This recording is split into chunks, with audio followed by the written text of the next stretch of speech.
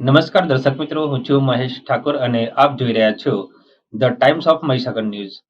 નજર કરીએ આજના મહત્વના. રોટરી ક્લબ ગોધરા દ્વારા દત્તક લીધેલ અબ્રાહીમ પટેલના મુવાડામાં રાજકીય પ્રાથમિક શાળા ખાતે રોટરી ક્લબ ગોધરા સચિવ ડોક્ટર સતીશ નાગર દ્વારા ધ્વજારોહણ કરવામાં આવ્યું. રોટરી ક્લબ ગોધરા દ્વારા દત્તક લીધેલ શાળા અબ્રાહીમ પટેલના મુવાડા પ્રાથમિક શાળામાં 75મી ગણતંત્ર દિવસની ઉજવણી કરવામાં આવી, જેમાં ધ્વજારોહણ રોટરી ક્લબ ગોધરાના સચિવ doctor Satish Nagar, assistant professor, law college Godhra દ્વારા કરવામાં આવ્યું.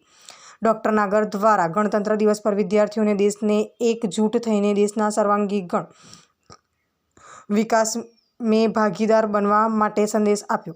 તેમજ ભારતીય બંધારણની વિશેષતાઓમાં જેમાં બંધારણ આપણા દેશની આત્મા છે અને બધા કાયદાઓનો આધાર છે અને વિશ્વનું સૌથી મોટું લિખિત બંધારણ છે.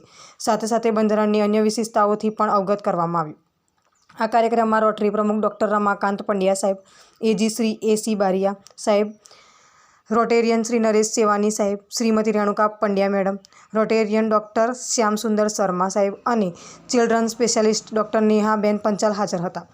સાથે નેહાબેન પંચાલ દ્વારા લેપ્રોસી નામક બીમારીને નાબૂદ કરવા માટે શપથ લેવડાવવામાં આવી હતી. કાર્યક્રમમાં વિવિધ દેશભક્તિ અને સાંસ્કૃતિક પ્રસ્તુતિઓ વિદ્યાર્થીઓ દ્વારા રજૂ કરવામાં આવી.